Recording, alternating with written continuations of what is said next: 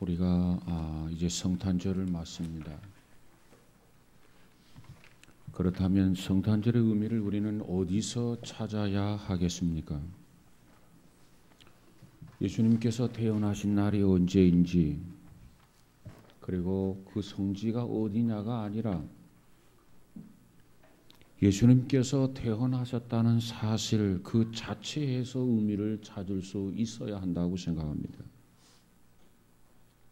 성탄절의 의미가 점점 희미해지고 있는 이 시대에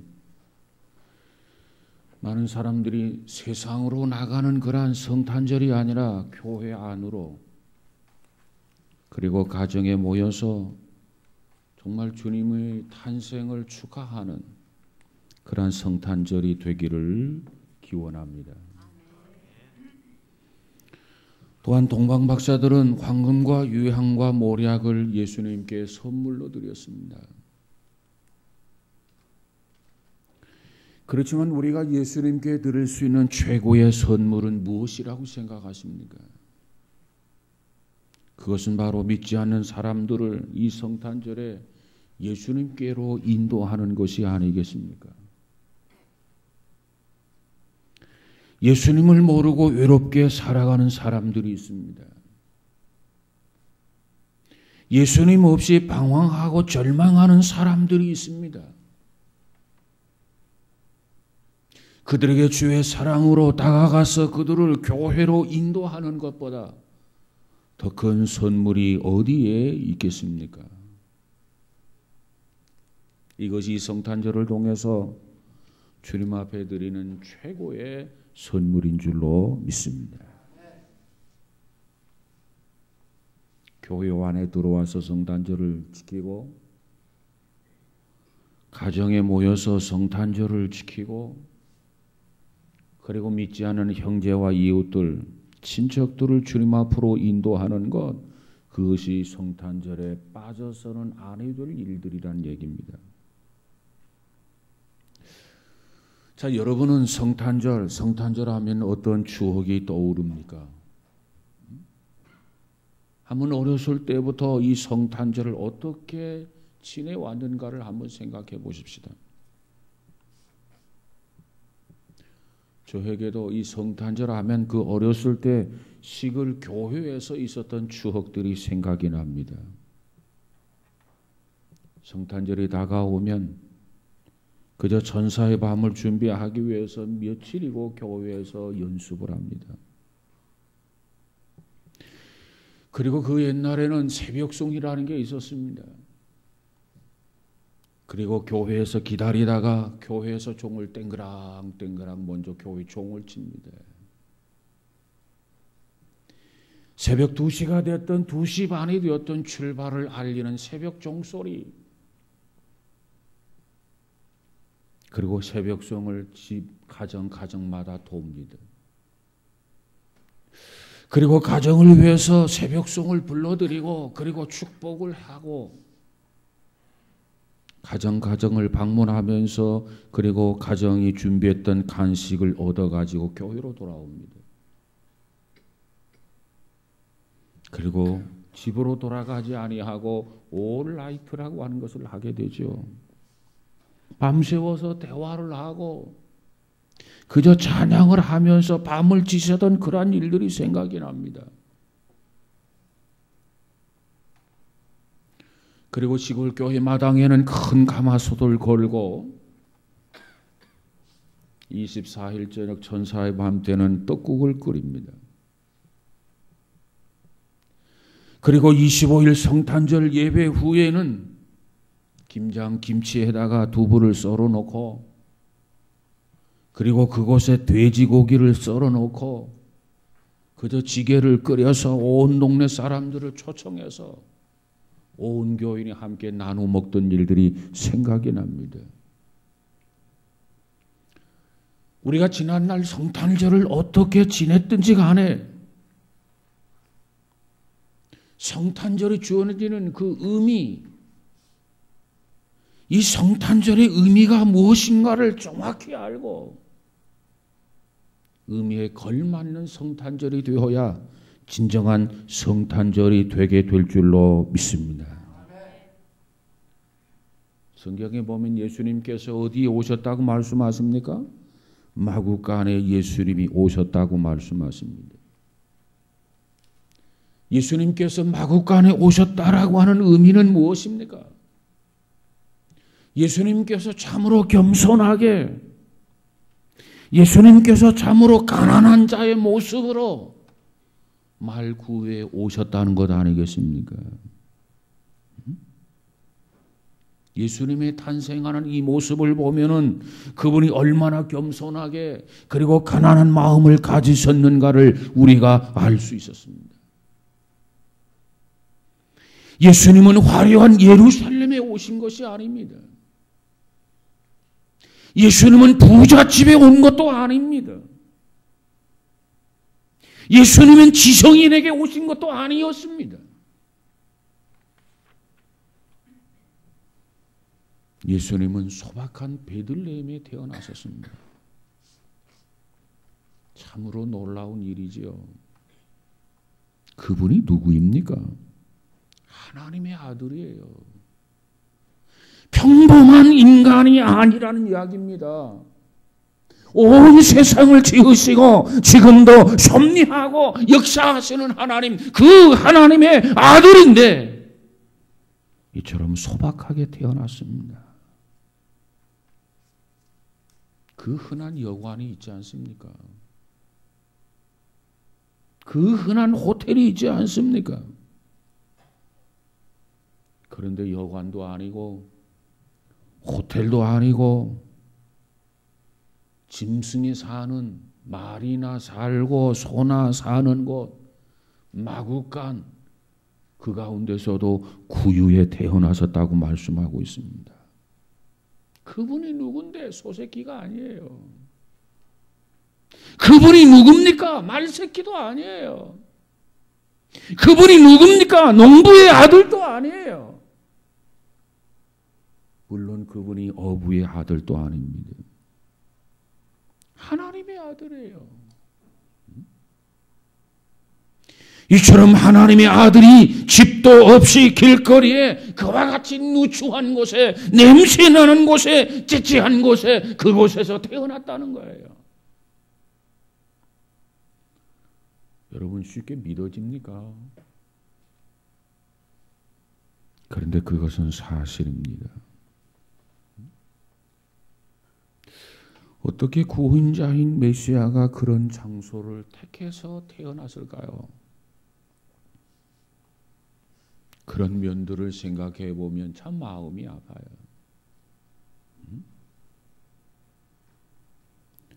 목사님, 제가 여러분의 가정을 방문한다 그러면 여러분은 어떻게 하겠습니까? 아무리 몰라도, 모르긴 몰라도 주의 이름으로 극진하게 대접을 하게 될 것입니다. 그렇죠?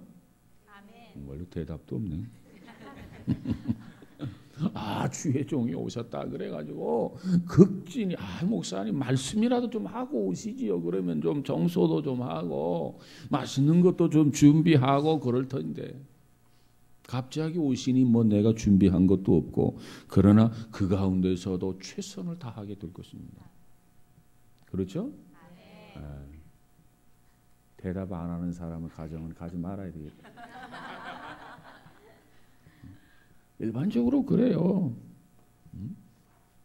아니, 내가 주의 종으로서 여러분의 가정을 방문하면 이와 같이 최선을 다해서 이처럼 영접하고 대접을 해주는데, 아니 어떻게 하나님의 아들이란 말이에요. 근데 그분이 마구간의 구유에 탄생할 수 있다는 얘기입니까? 그리고 예수님은 어떻게 사셨느냐? 예수님은 말씀하기를 여우도 굴이 있고 공중에 나는 새도 깃들 곳이 있지만은 인자는 머리 둘 곳이 없다, 이렇게 말씀을 하셨어요. 아무리 어렵게 산다 할지라도 새방은 있게 마련 아니겠습니까? 전세방이 됐든 월세방이 됐든 요즘은 뭐 반전세방이 되었든 있게 마련이에요. 근데 예수님은 뭐라고 말씀합니까? 집 한 칸 없이 떠돌아다니셨다는 거예요. 혹시 우리 중에 집 한 칸이 없어서 그저 아는 사람의 집을 찾아다니면서 이리저리 기숙하고 있는 분이 계신다면 너무 서럽게 생각하지 마시기 바랍니다. 예수님이 그렇게 사셨어요. 내가 그렇게 사는 거 어쩌면 당연할런지도 몰라요. 그러나 예수님이 그렇게 살았다고 하는 거 도대체 이해가 안 돼. 왜? 천지를 지으신 하나님의 아들이란 말이에요. 예수님께서 왜 이렇게 어렵게 오셨고 어렵게 사셨습니까? 그 이유가 있어요. 그것은 곧 어려운 사람들을 오셨다고 하는 것을 보여주고 있는 거예요. 착한 신분을 가지고 있는 사람, 그를 위해서 오셨습니다. 어쩔 수 없이 몸을 팔았던 여인, 창녀,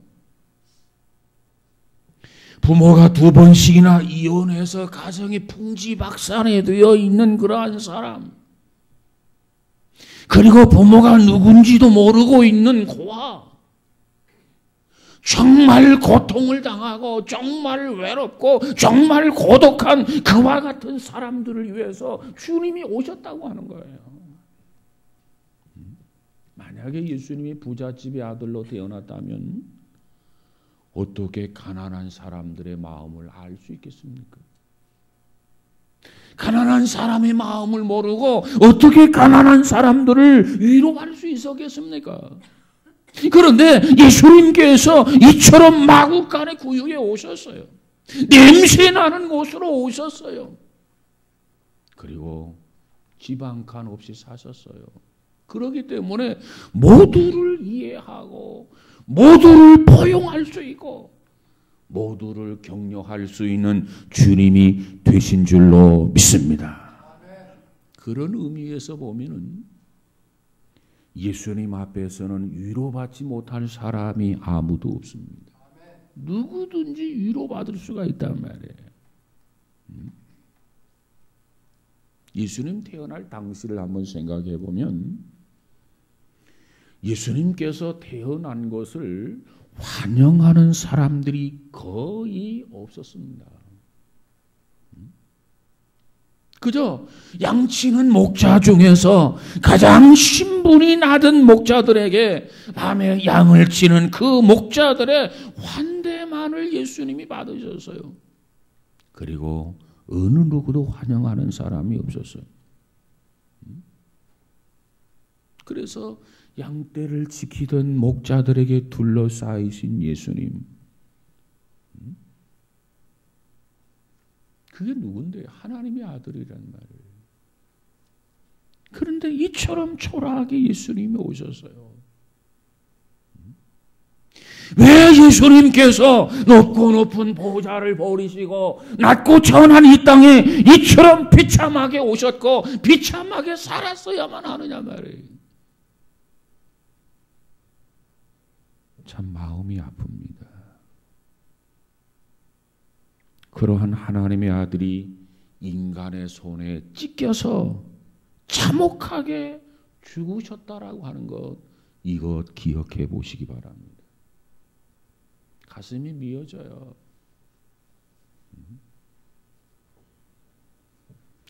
이처럼 예수님께서는 겸손과 가난의 모습으로 이 땅에 오셨다. 여러분, 우리 모두가 다 주님을 본받아서 겸손하고 가난한 자로서 살아갈 수 있는 귀한 은혜가 있어지기를 주의 이름으로 축복합니다. 뿐만 아니라 마구간에 오신 예수님은 우주에서 가장 기쁨의 소식입니다. 마구간에 오신 예수님, 이것보다 더 기쁜 소식이 없어요. 복음이라고 하는 게 뭐예요? 복된 소식이라는 거 아니겠습니까? 예수님께서 마구간에 오셨다. 이처럼 겸손하게 낮은 자로서 오셨다. 이것은 온 우주에서 가장 기쁨의 소식이에요. 마구간에 태어날 정도로 방 한 칸도 없이 떠돌아다녔던 예수님. 33년 동안 머리 둘 곳 없이 사셨던 그 예수님. 그리고 십자가에 못 박혀서 돌아가신 그 예수님. 그분이 누구냐? 바로 저와 여러분의 구세주이십니다. 그리고 그분은 지금 살아 계십니다. 그분은 지금 살아서 우리와 함께 하신단 말이에요. 여러분이 어떠한 상황에서든지 바로 살아서 나와 함께 하신다고 하는 주님을 늘 느끼고 깨달으며 살아가는 우리 모두가 되시기를 주의 이름으로 축복합니다. 오늘 성경에 보니까 이 세상에서 가장 기쁜 소식을 가르쳐주고 있는데 그것이 바로 오늘 누가복음 2장 10절입니다. 10절, 11절. 거기에 보니까 천사가 이르되 무서워 말라 보라 내가 온 백성에게 미칠 큰 기쁨의 소식을 너희에게 전하노라. 오늘날 다윗의 동네로 너희를 위하여 구주가 나섰으니 곧 그리스도 주시니라. 그래서 온 백성에게 미칠 큰 기쁨의 소식을 너희에게 전하노라. 그래서 이 땅에서 이처럼 큰 기쁨의 소식이 뭡니까? 가장 기쁨의 소식이 무엇입니까? 바로 메시아의 탄생입니다. 탄생. 그분이 오신다는 거예요. 그분이 오셨다는 거예요. 이것이 인류가 계속해서 금년에도 내년에도 후내년에도 주님이 이 땅에 오시는 그날까지 온 백성들이 찬양하고 온 백성들이 기뻐해야 할 가장 큰 기쁨의 소식이란 말이에요. 그 어떤 소식과 비교할 수 없는 소식입니다. 온 인류가 계속해서 기뻐해야 할 소식. 메시아가 오신다. 메시아가 오셨다. 우리에게 메시아가 계시다. 이것이 곧 이 땅에 사는 사람들의 영원한 소망이 아니겠습니까? 그 소망대로 예수님이 오셨어요. 이 구약의 시대 사람들은 이 메시아를 학수고대하며 기다리며 살았습니다. 그분이 이제 오시나 저제 오시나.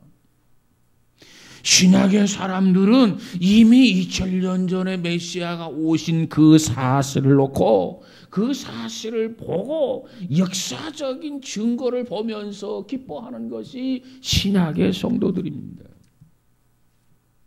그리고 오늘날 우리들은 어떻습니까? 그 메시아를 나의 구주로 모신 우리들은 앞으로 다시 오실 예수 그리스도, 다시 오실 예수님의 재림을 대망하고 있는 줄로 믿습니다. 그러니까 이 구약의 성도는 메시아를 기다리고 있고 신약의 성도들은 오신 메시아를 보면서 다시 오실 메시아를 고대하고 있는 거, 이것이 오늘 우리 신약 성도들의 모습이란 말이에요. 여러분, 기다림이 없는 사람만큼 불행한 사람은 없어요. 모든 것이 다 끝났다. 더 이상 기다릴 것이 없다. 그렇다고 한다면 그 사람에게 무슨 낙이 있겠습니까? 그러나 우리에게는 기다림이 있어요. 어떠한 기다림이 있습니까? 예수님에 대한 기다리심. 이미 2000년 전에 이 땅에 오셨습니다.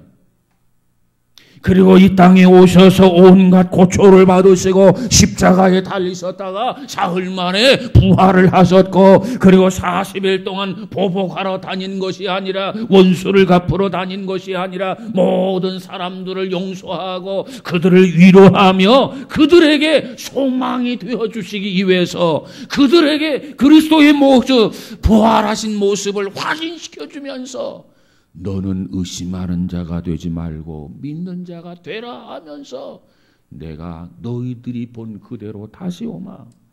그리고 승천하신 분이 예수 그리스도란 말이에요.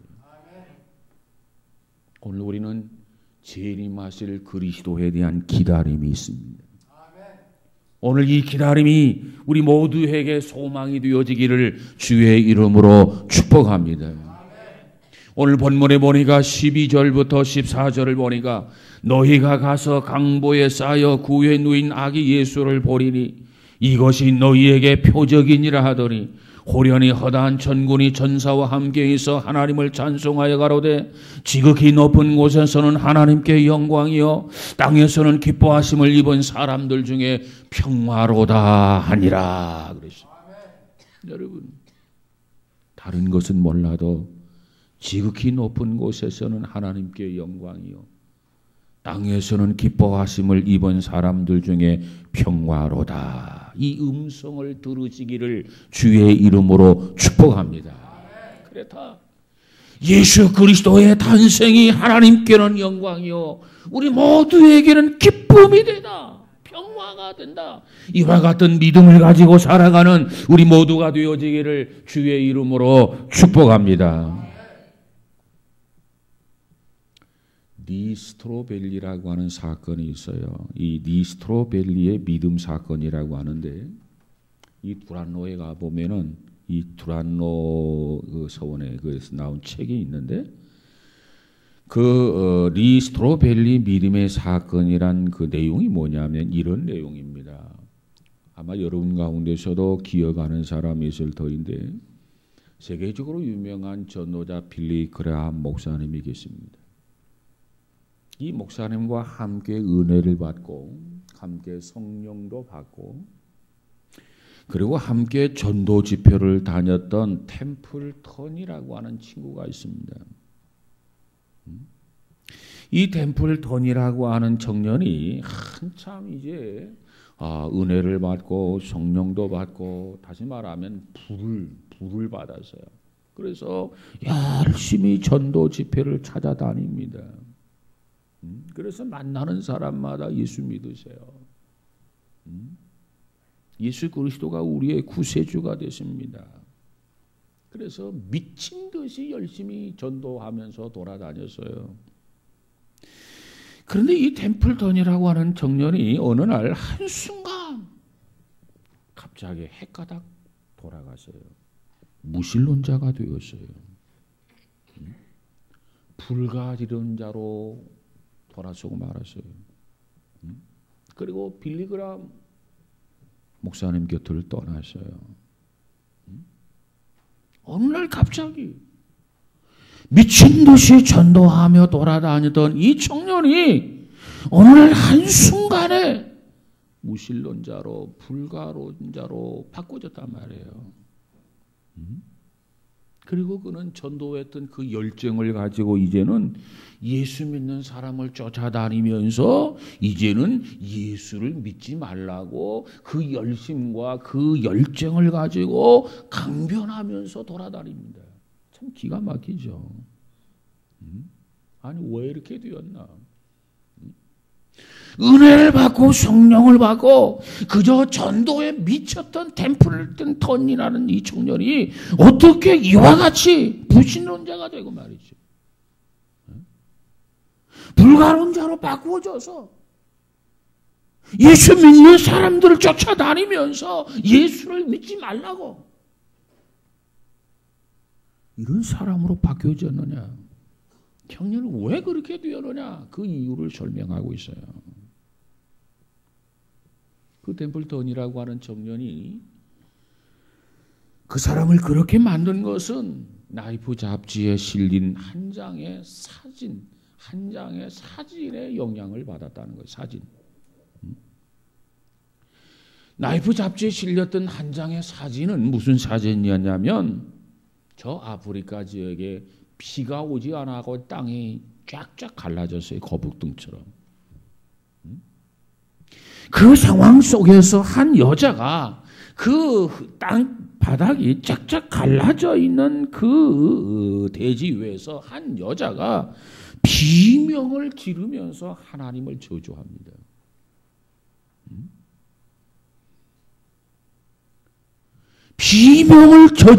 비명을 지르면서 하나님을 저주하는 이 사진 한 장을 보면서 템플턴이라는 이 청년이 충격을 받았어요.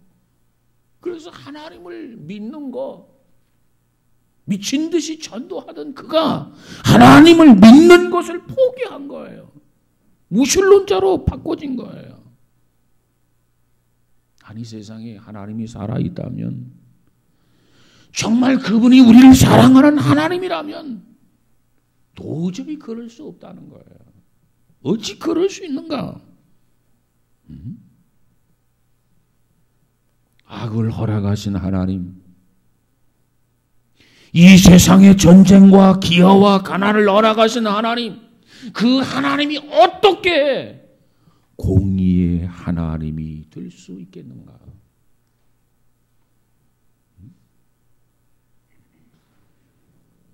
그게 이 사람의 불만이었어요. 하나님이 계시다면 왜 이 땅에 비를 안 줘가지고 가물게 만드느냐는 거예요. 하나님이 계시다고 한다면 왜 이 땅에 전쟁이 일어나고 기한을 통해서 수많은 사람들이 죽어가야 되느냐 그 말이에요. 하나님이 계시다면 도저히 있을 수 없는 일이다. 고로 하나님은 없다. 그러는 거예요. 얼마나 기가 막힙니까? 그래서 하나님에 대해서 불평을 불만을 하면서 80세가 될 때까지 하나님께 돌아오지 않았어요. 어느 날 리스트로벨이라고 하는 사람이 그 사람 템플턴을 만나서 인터뷰하러 갑니다. 그리고 템플턴을 만났어요.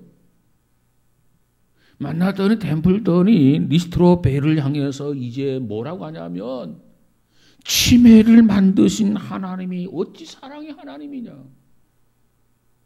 하나님을 향해서 온갖 불평과 불만을 털어놓습니다. 사랑의 하나님이라면 어떻게 인간이 치매에 드냐 말이야. 치매. 사랑의 하나님이라면 그럴 수 없다는 거예요.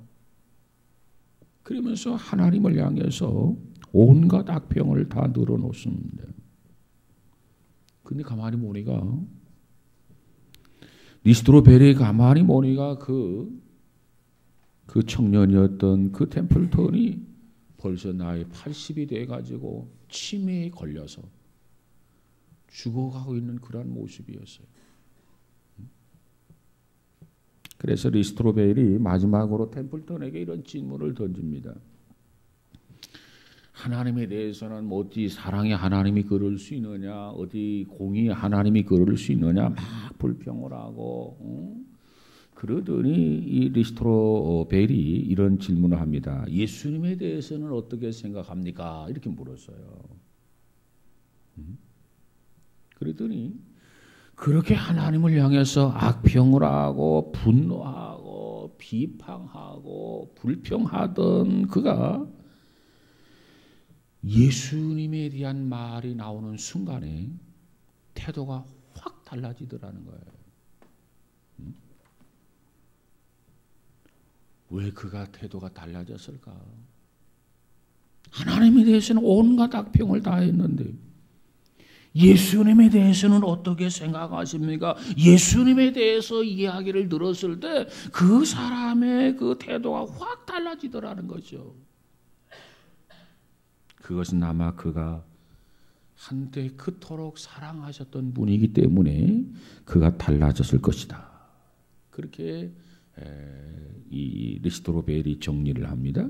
그러면서 말하기를, 그 템플턴이 이렇게 이야기합니다. 나는 그분이 하나님의 아들이라고 믿지 않습니다. 그러면서 뭐라고 하냐면, 그 다음이 중요해요. 그러나 예수 같은 사람은 다시 없을 것입니다. 하면서 눈물을 흘리더라는 거예요. 그래서 이 리스트로벨이 이렇게 질문합니다. 그러면 예수님을 인정하신다는 말입니까? 그래서요. 그랬더니 템플턴이 더 이상 묻지 마시오 하면서 대답을 마치더라는 겁니다. 세기의 회의론자, 불가론자 했던 그가 예수님의 그 지난날의 사랑과 인격에 대해서 생각하면서 눈물을 흘렸다라고 하는 거예요. 이것이 참 의미심장한 그러한 메시지다. 그분이 누구냐? 그분이 바로 우리의 주님이십니다. 2000년 전에 이 땅에 오신 예수님이란 말이에요. 그렇다면 오늘 이 성탄절을 통해서 누가 예수님을 맞이할 수 있을까? 여러분, 누가 예수님을 맞이할 수 있다고 생각하십니까? 오늘날 어떤 사람이 예수를 맞이할 수 있을까요? 그 대답은 매우 간단합니다. 그 대답은 너무나 간단해요. 예수님이 오신 곳이 어디라고요? 마구간에 오셨어요. 예수님이 오신 곳이 다름 아닌 마구간 구유였습니다. 예수님께서 어디에 오실까요? 누가 예수님을 맞이할 수 있을까요? 그 대답은 우리의 마음이 마구간 같은 사람에게 주님이 오신다는 거예요. 여러분의 마음이 어떻습니까? 혹시 마구간이 아닙니까? 예수님은 마구간을 찾아서 마구간에 오셨어요. 오늘 이 시대에 예수님이 오시는 곳은 곧 마구간과 같은 마음을 가지고 있는 사람, 고통스러운 사람, 외로운 사람, 고독한 사람, 그와 같은 사람의 마음에 주님이 오실 줄로 믿습니다. 겸손한 자로 그 마음에 오실 거예요. 낮아진 자로서 그 마음에 임하실 거예요. 그리고 그분과 함께 하는 곳이 뭐냐? 그것이 성탄절입니다. 여러분이 질병을 통해서 고통을 당하든 긁는 그 어떠한 상처를 통해서 아픔이 있건 바로 주님은 그 마음을 찾아서 오실 것이고 그 상황 속에서 그 여건 속에서 주님과 진정으로 함께하는 이번 2015년 이 성탄절이 되시기를 주의 이름으로 축복합니다. 마구간에 오신 예수님께서 우리의 마음을 가난하게 만들어 주시고 마구간에 오신 예수님께서 우리의 마음을 겸허하게 만들어 주시고 마구간에 오신 예수님께서 좌절과 절망은 축복의 신호탄이라는 것을 우리로 하여금 알게 하고 우리로 하여금 믿게 하고 우리로 하여금 고백하게 하고 우리로 하여금 찬양하게 하고 우리로 하여금 경배하게 해 주실 줄로 믿습니다. 이번 성탄절이 이러한 성탄절이었으면 좋겠어요. 그래서 그분과 함께하는 성탄절. 비록 말 구유지만 비록 마구간이지만 사랑하는 여러분, 예수님의 탄생을 헛되이 하지 않기를 바랍니다. 오늘 많은 사람들이 세상으로 나아갔어요. 성탄절 의미가 퇴색되고 있어요. 믿음의 사람들의 생각 속에도 의식 속에도 성탄절이 점점 희미해져 가고 있단 말이에요. 이런 가운데 진정한 성탄절, 우리 안에 오신 그 예수님과 더불어 함께하는 그분을 알고 믿고 고백하고 찬양하고 경배하면서 하나님을 영화롭게 해드리는 이 성탄절이 꼭 되어지기를 주의 이름으로 축복합니다. 기도합시다. 거룩하신 하나님, 특별히 주님께서 마구간에 오신 주님을 찬양합니다. 복잡하고 산만했던 내 마음, 굳어버린 내 마음, 그저 강팍해진 내 마음, 질병과 고통으로 신음하는 내 마음, 오 주님 오셔서 내 마음을 만져 주옵소서. 그리하여 나를 다스려 주옵소서. 그리하여 나를 치유하여 주옵소서. 주의 영광이 가득하도록 축복하여 주옵소서. 예수님 이름으로 기도하옵나이다. 아멘.